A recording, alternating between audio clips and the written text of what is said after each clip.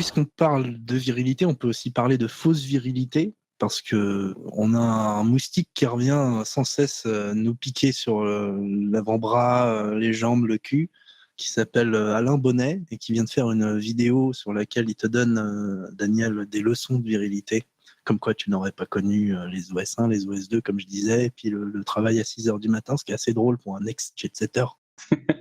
Oui, parce qu'à ma connaissance, en plus, Alain Soral n'a jamais fait lui-même les sorties d'usine. Et moi, même si je n'ai jamais travaillé à l'usine, j'ai connu des petits travails de prolétaires. J'ai été livreur de pizza. J'ai bossé comme. D'ailleurs, tu en parles dans Désolé Jean-Pierre, ton bouquin.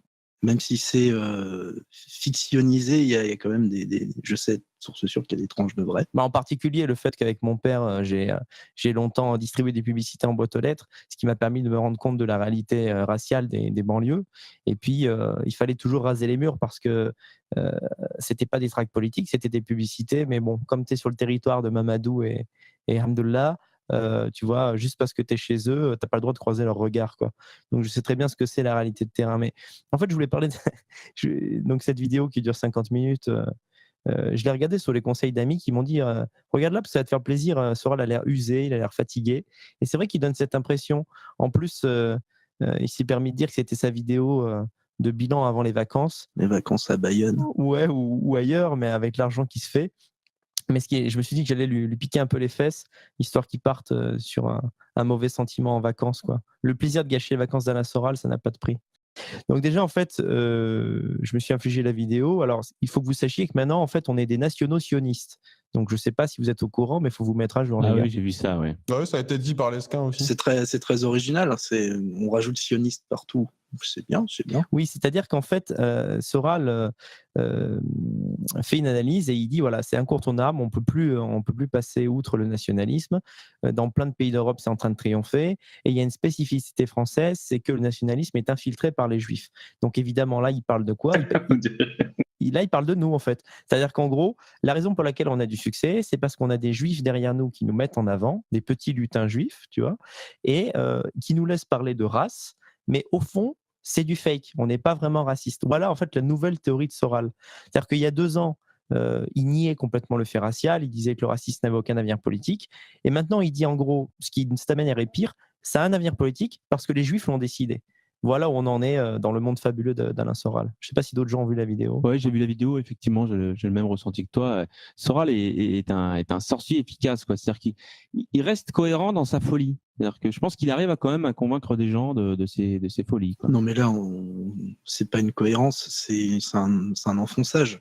C'est-à-dire qu'on prend même plus une pelle, on prend une pelleteuse, on continue à creuser et avec un petit rictus, ça passe. Oui, et puis en plus, ce qui m'a fait rire, c'est qu'en fait, il s'adapte vraiment. C'est-à-dire qu'il y a une particularité chez Soral, s'il y a des ERiens qui nous écoutent encore, constatez que Soral Déjà, qu'est-ce que dira... vous foutez encore là-bas? Rejoignez-nous. Déjà, ouais, rejoignez-nous ou pourquoi vous nous écoutez, c'est bizarre. Suavelosopidum.com et suavelos.eu. Exactement, voilà nos espaces. Donc moi, j'aimerais dire à ces gars-là, repensez à toutes les vidéos de Soral que vous avez vues et à celles que vous verrez bientôt. Soral ne dit jamais « je me suis trompé, j'ai eu tort ». C'est vraiment une constante chez lui. Et lorsque, par exemple, en débat, un de ses principaux arguments, c'était de me dire « tu n'as pas eu de procès, donc tu n'es pas un vrai dissident ».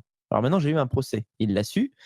Et il adapte ça, en fait, à sa théorie du complot. Et il dit voilà, il a eu un procès, les sionistes l'ont lâché.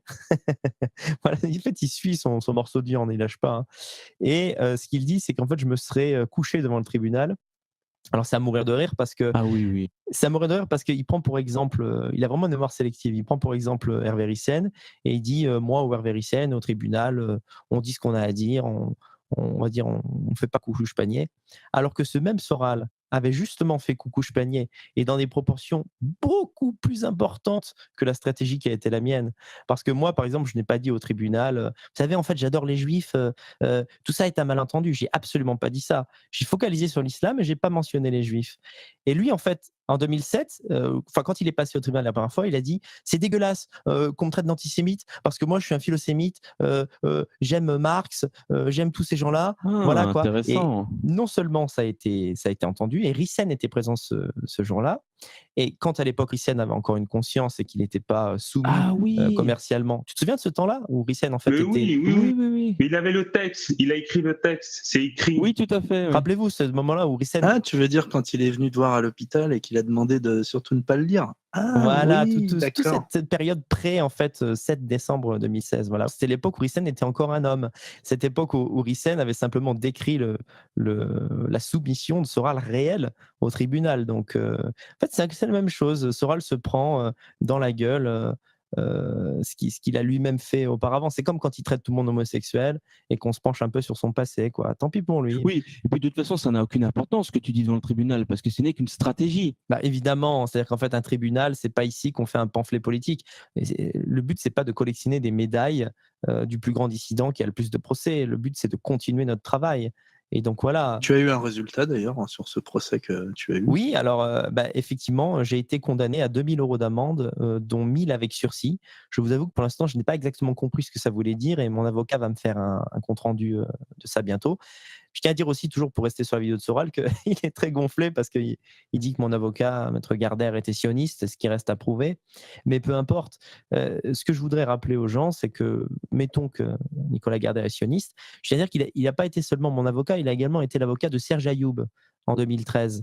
Et à ce moment-là, cette petite pute d'Alain Soral a bien fermé sa grande bouche. Il ne s'est pas permis de faire une vidéo pour dire oui, Serge Ayoub, intégralement soumis au sionisme, prend Nicolas Gardère comme avocat. Hein, et ça, c'est vérifiable. Hein. Non, il ne l'a pas fait parce qu'il avait évidemment une peur physique de Serge Ayoub, ce qui vous montre. Tu m'étonnes, ouais. Ah oui, parce que là, traiter Serge Ayoub de sioniste ou d'ordure, hein, c'est compliqué.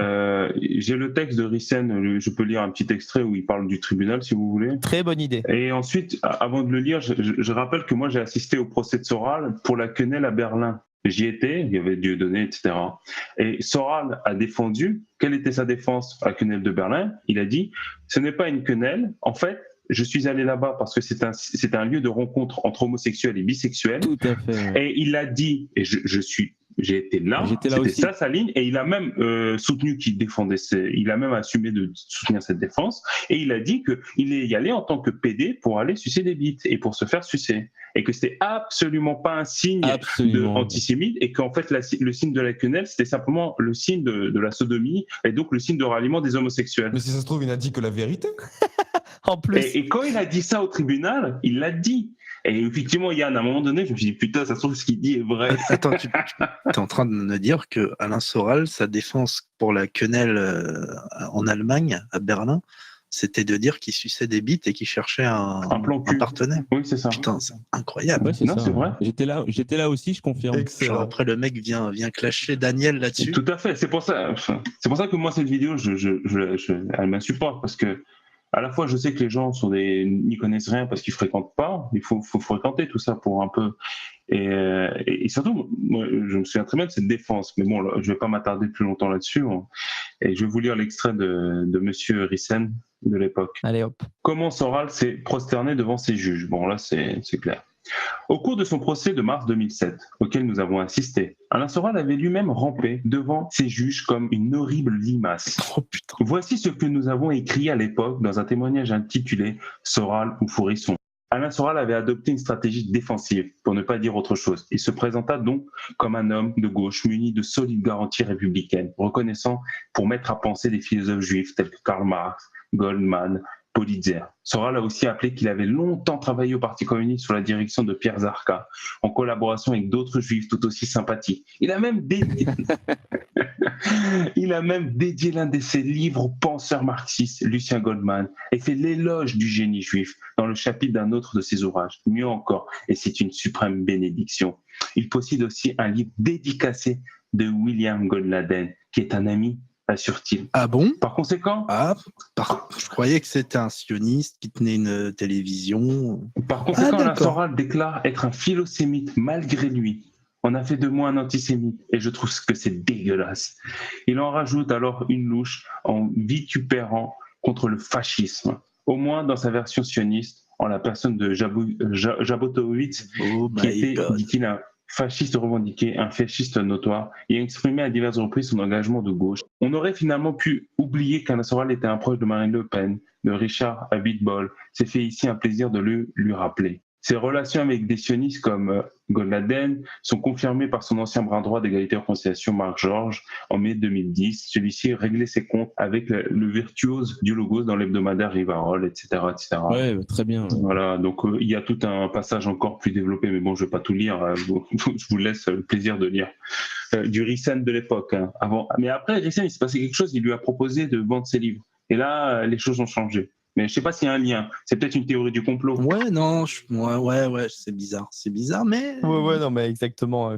C'est fou l'aplomb qu'il a, en fait, comme si lui avait toujours été au-dessus de tout soupçon, comme si, en fait, il n'y avait jamais de stratégie pour douiller un peu moins devant un tribunal. Enfin bon, tout ça, c'est. Alors, il n'y a pas que ça comme connerie hein, dans toute la vidéo. Hein. Je vous invite à la voir. Parce que c'est un festival. Alors, on apprend que Mbappé a fait plus pour la France qu'Éric Zemmour, par exemple. J'ai adoré ça. Ah oui, carrément, il a dit ça. En marquant 2 buts, apparemment, il a fait mieux que toute la carrière de Zemmour à la télé, quoi. Mais qui a dit ça? Soral a dit ça. Non. Mbappé fait plus de bien à la France que Zemmour. D'accord. Mais surtout, Daniel, quand tu dis que les Français en ont plein le cul des Suédois, de quels Suédois tu parles? Quelque part, oui, pas oui. d'amalgame, tout ça. Oui, bien sûr, parce qu'il faudrait distinguer tous les Maghrébins entre eux. Et puis pour 2 exceptions, il faudrait ne pas avoir de théorie politique. Bon, de toute façon, j'ai pas tout noté dans la vidéo de Soral parce que, vous savez, c'est un peu comme quand vous lisez un bouquin intéressant, vous avez tendance à tout souligner. Mais en fait, c'est un peu la même chose avec Soral, quoi. Si vous voulez, le Soral d'aujourd'hui, en tout cas 2018, si vous voulez relever toutes ces incohérences, sur la vidéo, vous allez retenir 50 minutes sur 52, quoi. Mais il y a un moment où j'ai éclaté de rire, je veux dire, j'ai un fou rire, j'étais en train de bouffer un yaourt, j'ai failli m'étouffer. Et je déconne pas, hein, je dis pas ça pour amuser la galerie. C'est qu'en fait, Soral admet que dans ses commentaires, il a tendance à se faire clasher en ce moment. C'est-à-dire qu'il y a tellement de commentaires négatifs sous ses vidéos qu'il n'a même plus le temps de les nier, quoi, sur Facebook, sur Twitter, Ali etc. Sourat, Babou Cholâtre. Voilà, donc il ne nie pas ça, il ne nie plus maintenant, mais il dit, c'est simple, hein, c'est des trolls sous pseudo qui écrivent depuis Tel Aviv. C'est génial. Ils sont tous depuis Tel Aviv, tous, il n'y a aucune sous-traitance. Il est extraordinaire, quoi. C'est-à-dire que tous les anti-Soral sont des juifs sous pseudo, en fait. En réalité, Soral est très populaire, il est toujours au top. Tu vois, rien n'a changé. C'est juste, en fait, il ne faut pas se faire flouer par les trolls de Tel Aviv. Mais je crois que c'est dans la vidéo, il parle aussi du pourquoi du départ de Vincent Lapierre et que tout va bien avec Vincent Lapierre, même s'il se casse, etc. Je crois, c'est ça? Ouais, il essaye d'arrondir les angles. Ça va pas durer. Hein. Oui, puis il me fait rigoler parce qu'il précise qu'en fait, toujours pareil, que ER a tout donné à Vincent Lapierre, etc. Il faut voir le revers de la médaille. Par exemple, moi, quand j'étais à la Main d'Or, c'est vrai que j'étais logé par Dieudonné au sens strict, c'est-à-dire que je dormais dans sa loge. Oui, parce qu'il dit qu'ils ont hébergé Vincent Lapierre. Oui, voilà, donc c'est très possible qu'ils aient également hébergé Vincent Lapierre, mais d'une part, il faut voir dans quelles conditions. Et dans une grange. Oui, voilà, et il faut voir surtout si le salaire allait avec. C'est-à-dire que moi, certes, Dieudonné me logeait, mais il comptait cela dans le salaire qu'il me donnait. C'est-à-dire qu'il me disait, vu que je te loge, je n'ai pas besoin de te donner 1 500 €, je te donne 800 ou 900, quoi. Ah ouais, d'accord. Ouais. Et je pense que c'est pareil pour Lapierre. C'est-à-dire qu'en fait, Soral a logé Lapierre parce que ça lui évitait de lui donner 2 000 ou 3 000 balles de salaire qui correspondait à son vrai travail. Voilà, quoi, entre autres choses, le genre de mensonge qu'on peut avoir dans la sphère Dieudonné-Soral, quoi. Après, c'est toujours le même flot de conneries, hein. On peut passer à autre chose, hein. Simplement, je me suis infligé la vidéo parce qu'il fallait le faire, quoi. Oui, d'ailleurs, lui ne s'inflige pas les vidéos, on lui résume. Hein, et sur, comment ça s'appelle, YouTube, voilà. Hein. Ouais, alors ça j'adore comme défense. En fait, il veut faire croire qu'il est jamais atteint, en fait, que tout ce qu'on lui fait ne l'atteint pas, donc il raconte ce bobard, j'adore. Exactement, alors qu'il est H24 sur Internet et notamment le soir, en fait, voilà, quoi, toute la nuit, il est connecté. Il sait très bien, parce qu'il fait semblant de ne pas savoir comment on dit un compte fake, comme s'il cherchait le mot. Enfin, ces mensonges sont de plus en plus visibles, en fait. Ridicule. C'est ridicule. Et alors, il termine sur un truc extraordinaire, c'est-à-dire que sachez que Contre-Culture va ouvrir une nouvelle collection de livres qui s'appelle Imaginaire européen. Insupportable mépris, quoi. Et tout ça n'a rien à voir avec le fait que, on va dire, l'identité blanche européenne est en train de ressurgir. Et tout ce qu'a essayé de tuer dans l'œuf Soral depuis 10 ans, qui finalement triomphe, c'est-à-dire le le retour de la fierté raciale blanche. Il n'essaye absolument pas de la récupérer avec cette collection qui s'appelle Imaginaire européen, bien sûr. Bon, en gros, c'est marrant. Toute ressemblance avec Vive l'Europe serait totalement fortuite. C'est clair. C'est ce qui m'énerve aussi beaucoup dans le mot, c'est que tu vois bien qu'il essaie de garder ses sponsors, c'est-à-dire qu'il met des choses païennes, donc de l'héritage païen, mais il en parle comme l'imaginaire européen, genre ils ont beaucoup d'imagination. En sous-entendu, c'est des conneries. Oui, il le alors déconsidère, effectivement, tu as raison de le dire. voilà, c'est du mépris.